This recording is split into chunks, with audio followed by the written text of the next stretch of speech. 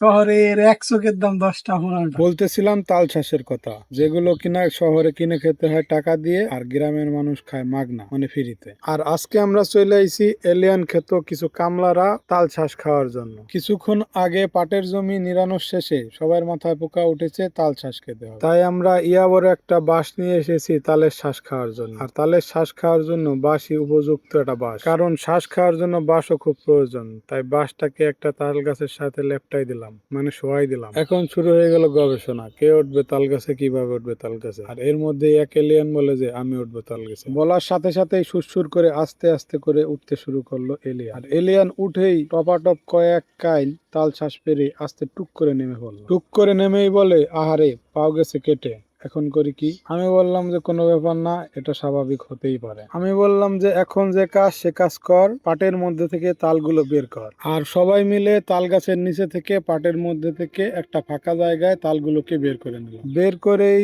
বসে পড়লাম ফাঁকা জায়গায় সবাই মিলে লেটকাইয়া বসে সবাই মিলে ভরপুর তাল খেলাম। আর তাল খাওয়ার সময় আমি একটা কথা ভাবতেছিলাম, সেটা হলো শহর আর গ্রামের মধ্যে একটু হলেও পার্থক্য আছে। যে জিনিস গ্রামের মানুষজন ফ্রিতে খায়, মাগনাতে খায়, সে জিনিস শহরেই কিনে খেতে হয়। আসলে গ্রামের মজা গ্রামেই, শহরে থাকলে তা বোঝা যায়। আর গ্রামেরও যেমন একটা মজা আছে, শহরেরও আলাদা একটা মজা আছে। শহরের মানুষ বুঝতে পারে শহরের মজা, আর গ্রামের মানুষ বুঝতে পারে গ্রামের মজা। গ্রামের মানুষ শহরে গেলে যেমন অস্থির হয়ে পড়ে, ঠিক তেমনি শহরের মানুষ গ্রামে আসলেও অস্থির হয়ে পড়ে। কিন্তু আসল মজা যার যার মনের ভিতরে। তবে গ্রামেই প্রশান্তি বেশি। কেন বললাম যে গ্রামে প্রশান্তি বেশি? আসলে প্রকৃতি পরিবেশ গ্রামেই মনোমুগ্ধর ভাবে সেজে ওঠে, যা শহর চলিতে তেমন ভাবে দেখা যায় না। শহরের কোলাহল, যান্ত্রিকতা যেন কিছু মানুষের নিঃশ্বাস নিতেও কষ্ট হয়। তাই আমার কাছে মনে হয় যে গ্রামেই প্রশান্তি বেশি। আমি কোনো স্থানকে ছোট করে দেখতেছি না বা ছোট করে বলতেছি না। আসলে যার যার জায়গায় শেষে সুন্দর, গ্রামও সুন্দর, শহরও সুন্দর। যাই হোক,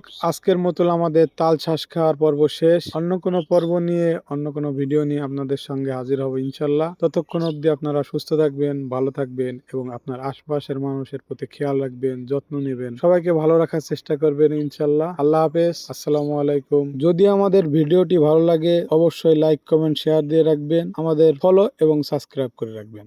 ধন্যবাদ।